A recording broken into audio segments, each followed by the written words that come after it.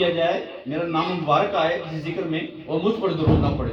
اس لیے جو درود پاک ہے، جب میرے آقا کریم علیہ الصلوۃ والسلام کا ذکر آتا ہے تو درود ضرور پڑھا کریں۔ اس کا فائدہ کیا ہوتا ہے؟ نبی کریم علیہ الصلوۃ والسلام کا ارشاد پاک ہے کہ جب میرا کوئی امتی مجھ پر درود پڑھتا ہے تو اللہ تبارک و تعالیٰ اس پہ 10 رحمت نازل فرماتا ہے، اس کے 10 درجے بلند کرتا ہے، اس کے 10 گناہ معاف ہوتے ہیں۔ دلال خیرات کی شرح میں مطالعہ مسترات کے اندر حضرت جزوری رحمۃ اللہ علیہ لکھتے ہیں کہ ان کی وہ اس میں ہے، مطالعہ مسترات میں ہے کہ اس میں فرمایا انہوں نے کہ اللہ کی رحمت کا کسی کو پتہ ہے اس کی رحمت کتنی ہے، اس کی شان کا کسی کو علم ہے کہ اس کا حد کیا ہے؟ جب اس کی شان کی حد کا نہیں کسی کو علم تو اس کی رحمت کا بھی کسی کو علم نہیں ہے۔ اور انہوں نے فرمایا کہ 10 رحمتیں ایک دفعہ درود پڑھنے پر، ہماری تو ساری زندگی درود پاک میں گزر جاتی ہے، انہوں نے فرمایا کہ ایک دفعہ کا جو رحمت اللہ تعالیٰ کی اپنے بندے کے اوپر، وہ اس دنیا کے لیے اور آخرت کے لیے کافی ہے۔ ایک رحمت جو ہے، ایک رحمت اللہ کی اپنے بندوں پر جب وہ درود پڑتا ہے تو جب 10 رحمت ہے اس میں سے ایک رحمت لے لو، وہ ایک رحمت جو ہے وہ اس انسان کی اس دنیاوی زندگی کے لیے اور آخرت کی زندگی کے لیے جو ہے کافی ہے، وہ اس کے لیے کافی ہے۔ اتنی اس کی برکتیں، اس کی شانیں ہیں۔ پھر آقا کریم نے پوچھا اے جبرائیل مجھے بتاؤ، مجھ پر جو درود پڑھا جاتا ہے اس کی جو رحمت اللہ کی طرف سے نازل ہوتی ہیں اس کا شمار ہے؟ عرض کی یا رسول اللہ میں اس پوری کائنات کے درختوں کے پتے گن سکتا ہوں، بارش کے ذرے گن سکتا ہوں، ریت کے ذرے گن سکتا ہوں، مگر یا رسول اللہ جو درود آپ پر ایک دفعہ پڑھا جاتا ہے تو اللہ تبارک و تعالیٰ اس کائنات پر جتنی رحمت نازل فرماتا ہے اس بندے پر وہ میں نہیں گن سکتا۔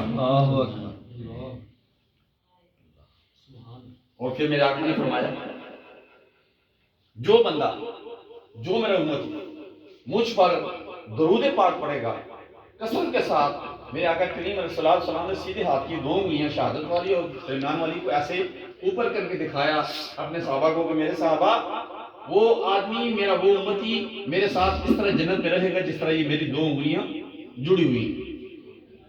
ایک صحابی آئے، عرض کی یا رسول اللہ صلی اللہ علیہ وسلم میں غریب آدمی ہوں،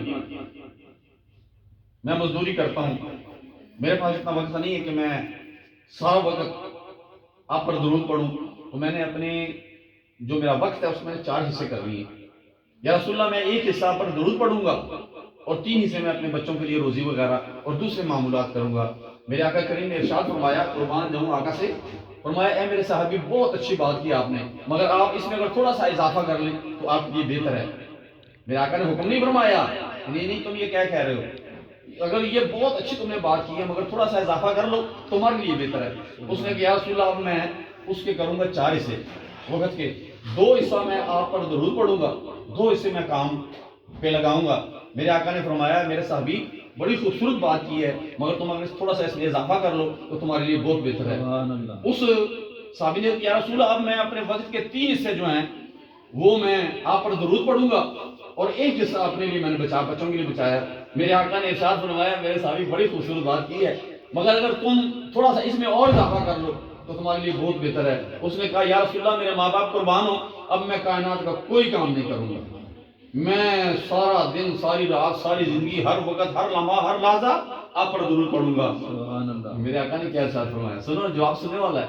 میرے آقا نے فرمایا میرے صحابی تیرے تمام کاموں کا ذمہ میرے رب نے لے لیا، میرے تمام کاموں کا ذمہ میرے رب نے لے لیا ہے، اب تو مجھ پر درود پڑے گا تیرے سارے کام میرا رب کرے گا، تیرے سارے زندگی کے کام جو ہے تجھے کوئی کام کرنے کی ضرورت نہیں ہے، تو مجھ پر درود پڑھ اور تیری زندگی کے دنیا کے سارے کام تیرے رب کے حوالے ہو گئے۔ ایک نوجوان آیا، اس نے عرض کی بارگاہ رسالت میں یا رسول اللہ جو میرا بڑا بھائی ہے نا وہ سارا دن آپ کے پاس بیٹھا رہتا ہے، کوئی کام نہیں کرتا، اس کے بچوں کا خرچہ بھی میں اٹھاتا ہوں اور صبح آتا ہے پھر شام کو واپس گھر آتا ہے، کوئی کام نہیں کوئی کاج نہیں۔ تو میرے آقا مسکرایا، انہوں نے کہا میرے آقا نے ارشاد فرمایا وہ یہ جواب سننے والا ہے۔ اس نے کہا اللہ تبارک و تعالیٰ اس کے صدقے سے تمہیں تمہارے بچوں کو اور اس کو رزق دیتا ہے. کیوں؟ وجہ کہ وہ میرے پاس بیٹھتا ہے، میرے چہرے کی زیارت کرتا ہے، مجھ پر درود پڑتا ہے، میری خدمت کرتا ہے.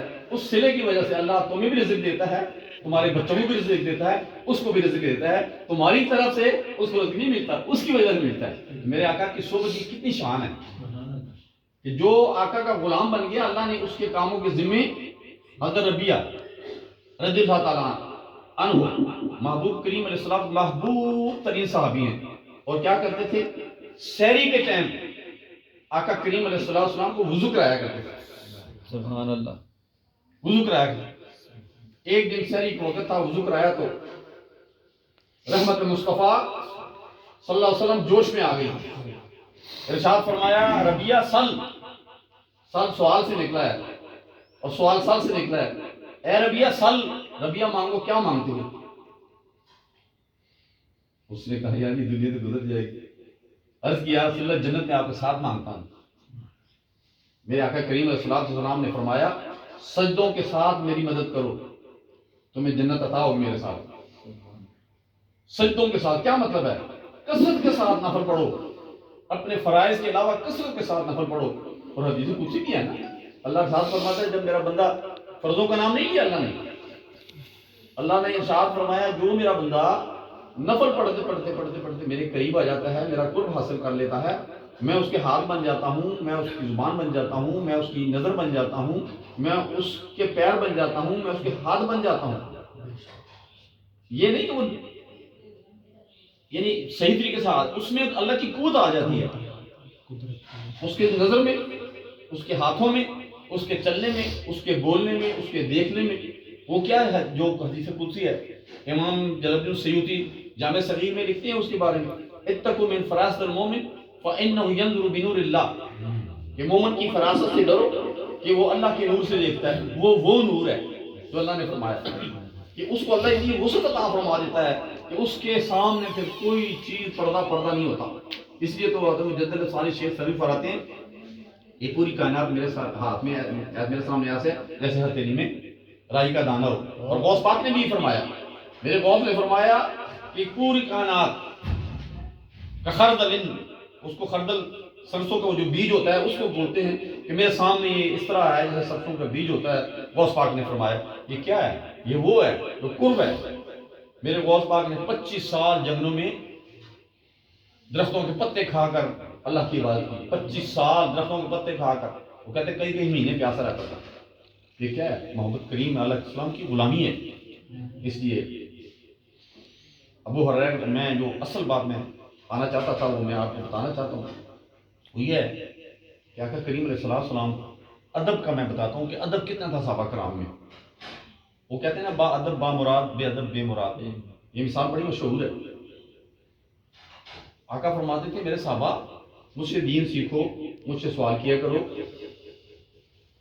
صحابہ فرام پر بھی ابو ہریرہ سے روایت ہے. تو اس صحابہ کہتے ہیں کہ ہمیں ادب ہوتا تھا، شرم آتی تھی، دبدبہ حضور کا اتنا ہوتا تھا کہ ہمیں سوال کرنے کی جرت نہیں ہوتی تھی کہ ہم آقا سے سوال کریں یا آقا سے کچھ پوچھیں. ہماری خواہش ہوتی تھی کہ باری تعالیٰ باہر سے کوئی وفد آئے، وہ حضور کی بارگاہ میں حاضر ہو، وہ حضور سے کچھ سوال و جواب کرے، ہم موجود ہوں تو ہمیں بھی علم ہو جائے. تو اللہ کو یہ بات بڑی پسند آئی، اللہ کو یہ بڑی پسند آئی. ابو ہریرہ کہتے ہیں کہ ہم بیٹھے تھے آقا کی بارگاہ میں، ایک خوبصورت نوجوان آیا. نہ وہ مکے میں سے تھا، نہ وہ مدینے میں سے تھا، نہ انصار میں سے تھا، نہ مہاجرین میں سے تھا، نہ کسی بھی قبیلے سے نہیں تھا. اور اتنا خوبصورت نوجوان ہم نے ساری زندگی دیکھا ہی نہیں. آنکھوں میں سرما، بہترین زلفیں، خوبصورت سفید کپڑے پہنے ہوئے، لمبا قد اور حسن اتنا کہ بیان نہیں کر سکتے ہم. آتے ہی آقا کریم علیہ السلام کے گھٹنوں کے ساتھ گھٹنے جوڑ کر بیٹھ گیا اور آقا کریم دست مبارک ہاتھ میں لے لیے.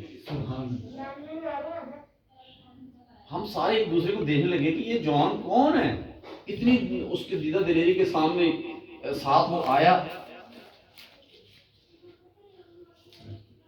وہ آیا وہ اور بیٹھ گیا تو سوال کرنے لگا، عرض کرنے لگا یا رسول اللہ مل اسلام، مل اسلام.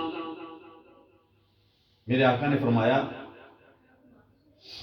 اللہ کے ساتھ کسی کو شریک نہ کرنے کے بعد نماز، روزہ، زکوٰۃ، حج، یہ اسلام ہے. یاد رکھنا یہ اسلام کیا ہے. شرک نہ کرنے کے بعد 5 ارکان جو ہیں، 2 حدیثیں ہیں. ایک حدیث میں حج کا ذکر ہے، ایک حدیث میں حج کا ذکر نہیں. ہم دونوں مانتے ہیں. تو اس نوجوان نے کیا کہا؟ صدقت یا رسول اللہ. صحابہ کرام کہتے ہیں بڑے حیران ہوئے. بھی سوال تو وہ کرتا ہے نا جس کو علم نہیں ہوتا. آپ مجھ سے وہ بات پوچھتے ہیں، اجاز صاحب، عمیر صاحب آپ سے مجھ سوال سے پوچھتے ہیں کہ کسی بات کا آپ کو علم نہیں تو آپ مجھ سے سوال کرتے ہیں.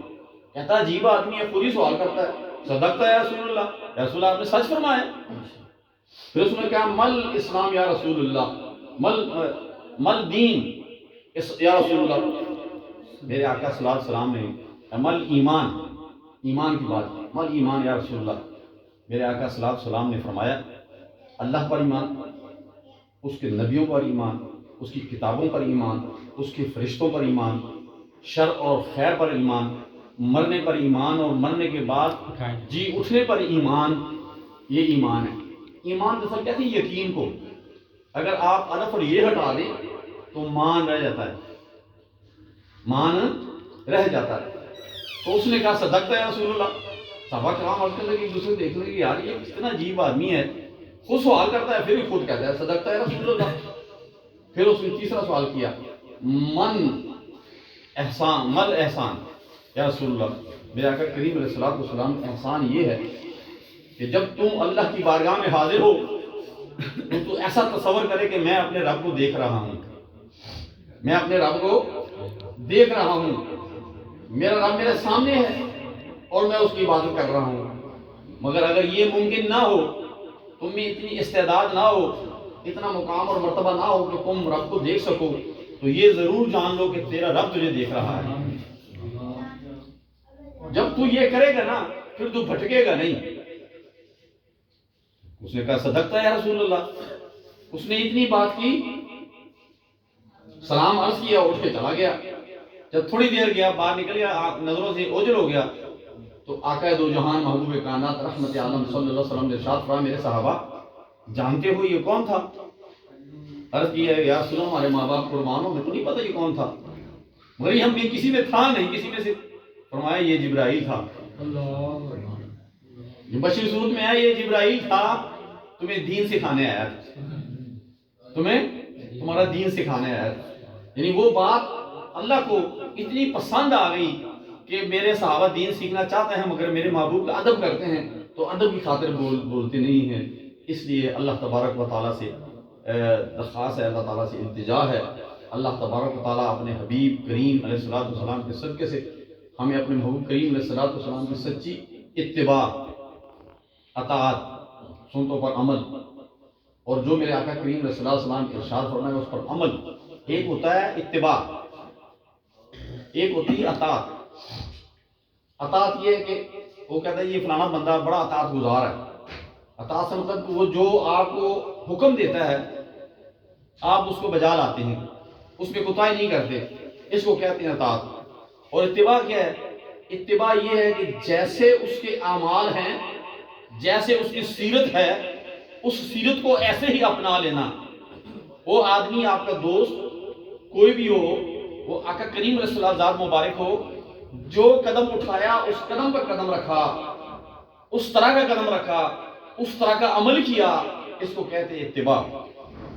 ہم بڑے دعوے کرتے ہیں محبت کے مگر ہماری اطاعت میں بھی کمی ہے اور ہمارے اتباع میں بھی کمی ہے.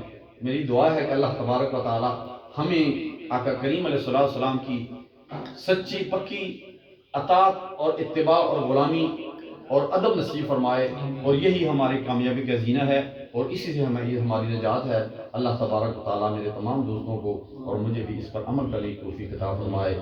وما علینا الا البلاغ.